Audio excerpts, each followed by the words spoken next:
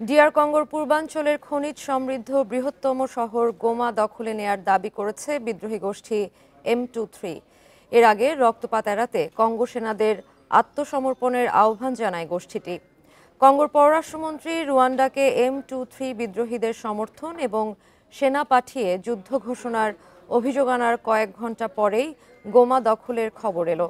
বিদ্রোহী গোষ্ঠী এবং সেনাবাহিনীর মধ্যে সংঘর্ষে এবছর পূর্বাঞ্চলের 4 লাখ মানুষ বাস্তুচ্যুত হয়েছে।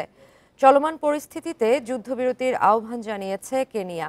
এদিকে ডিআর কঙ্গোতে সংঘাতপূর্ণ পরিস্থিতিতে বাংলাদেশের শান্তিরক্ষীরা নিরাপদে আছেন বলে জানিয়েছে আন্তঃবাহিনী জনসংযোগ পরিদপ্তর ISPR।